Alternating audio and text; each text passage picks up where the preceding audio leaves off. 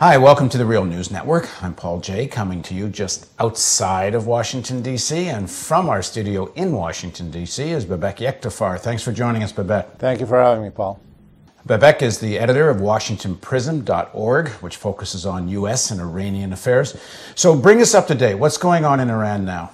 I think the situation is still very tense. Of course, we're talking just on the 10th anniversary of the student uprising of 1999 during the presidency of Mr. Khatami, the reformist.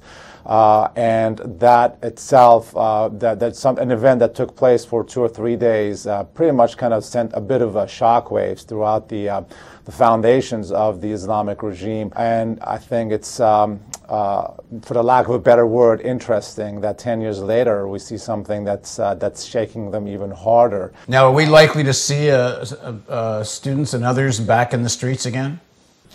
Well, I'm not sure.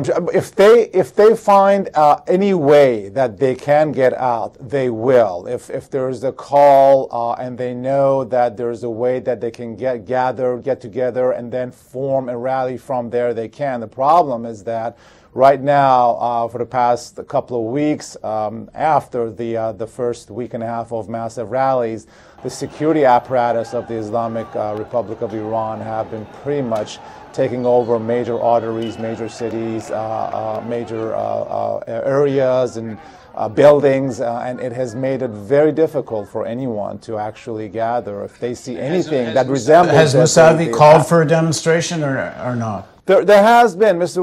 Mousavi has, on a number of occasions, has called for the continuation of these kinds of protests. There hasn't been an official rally called. However, if you look at some of the online social sites and Twitter and things like that, there are talks of gatherings for the occasion that I just mentioned, the 10th anniversary of the student uprising. And the fact that in Iran there is a 3-day holiday. Tell us a little bit about what happened 10 years ago. Why and what? Well, essentially, it really all started for the need of a more open society, especially after Mr. Khatami became a president, 2 years after he became the president, and there was a new hope for them. There was the issue of a major newspaper, a very popular reformist newspaper that was shut down, 2 of them in a row, and then that was kind of coupled with an attack on what is known as the street for university students. They call it Kueh Danishju. And an attack by some Basij members and some other security apparatus, a violent attack that resulted in 1 or 2 deaths, if I'm not mistaken, and massive beatings. And then the students essentially took to the streets. This was mostly in Tehran, though. Took to the streets, and it lasted about 2 days or 2.5 days. And that was the first time, actually, that since the revolution, where the regime was facing a major dissent and a bit of an uprising. If you go even further back to the time of the revolution against the Shah, I think a lot of people don't understand what the mix of forces were that overthrew the Shah. It's often, I think, seen in the West as simply was an Islamic revolution. But if I understand it correctly, the forces at play at the time of the overthrow of the Shah were quite broader than that. It wasn't. Exactly. Tell us a little bit about that. Well, first and foremost, I think it's very important to take notice of this fact that you had this major disconnect between the ruling elite, the monarchy essentially, and your average Iranian. That was the fertile ground for this kind of dissent to occur.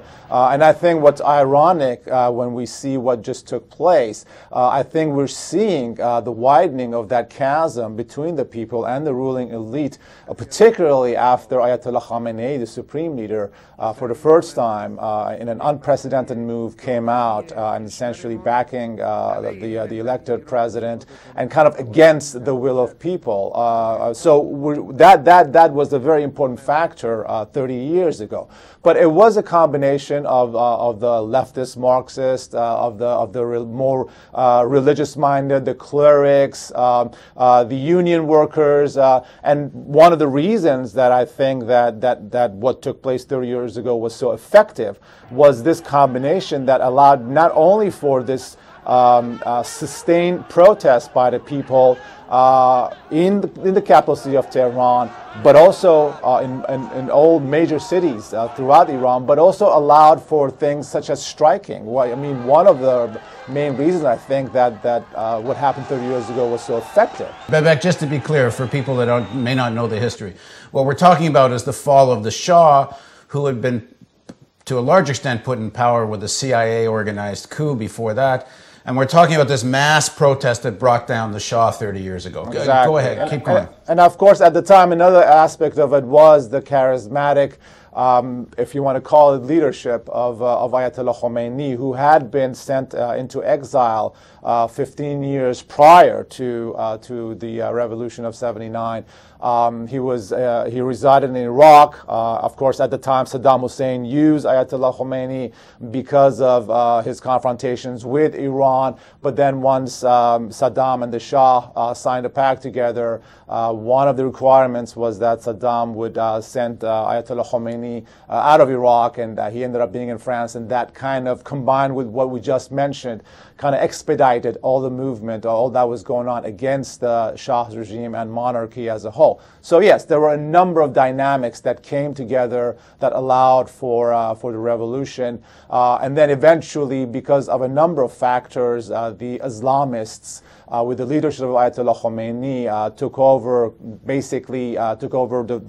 filled the void and beating out other elements that were helping them. Well, they essentially killed off the leadership of the secular opposition, did they? Basically, there were some mass executions, reign of terror as usual. I mean, in all honesty, what happened after the revolution is not that much in Iran, was not that much different than any other classical revolution that we've seen.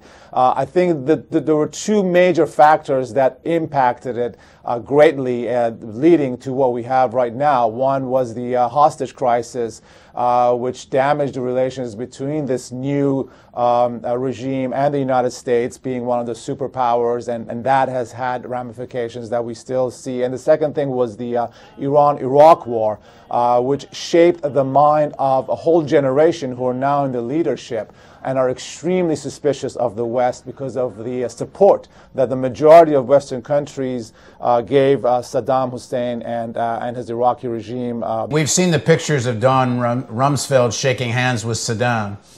Exactly. And that has remained. And one of the things that, for example, people like Ahmadinejad and people who grew up with him, and a lot of course, Mr. Ahmadinejad himself did not fight the fronts, but a number of others who are now with the military and security apparatus who were involved are like-minded. They're extremely distrustful of the West.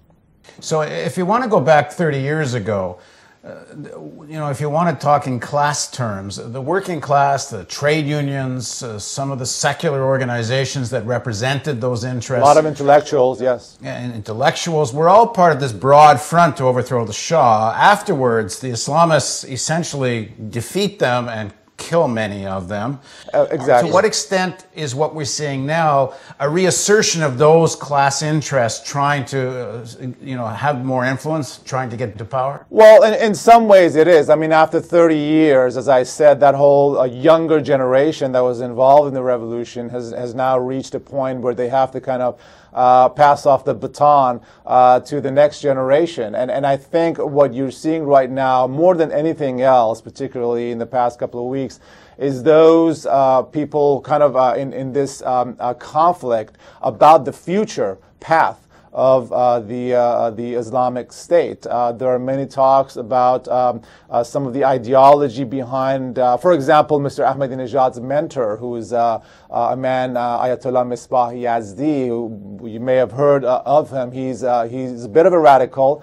Essentially, he's someone who says that there is no need for elections. That is just a Western invention, and this has nothing to do with the system that Iran is ruled by, being Velayat Faqih, or the rule of jurisprudence. And he says these things are just, you don't even need to use the word republic in the title of Islamic Republic of Iran. Well, clearly the elections are meant to settle differences amongst the top tier of the elite. Given that there were hundreds of potential candidates and they only allowed 4 to run, They really wanted the elections to resolve the differences amongst the senior clerics, it seems. It was never meant to be something that ordinary people would have much to say about.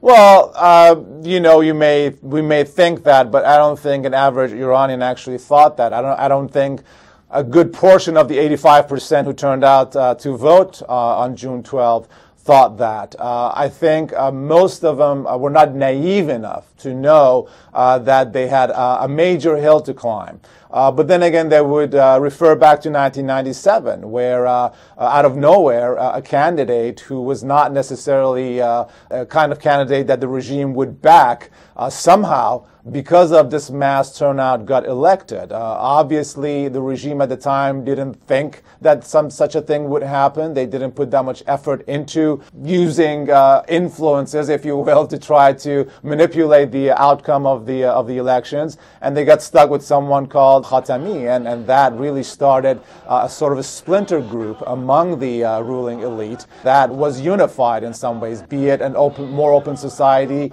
a more open country towards the outside world, or even more in terms of its economic reform.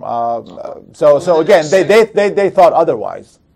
Well, in the next segment of our interview, let's talk about the current struggle within the elite, which is not subdued. Mousavi has come out and continued his challenge, he says, to the system itself. And the question is, why is he taking it so far? So in the next segment of our interview with Babak Yektefar, that's what we will pursue. Please join us.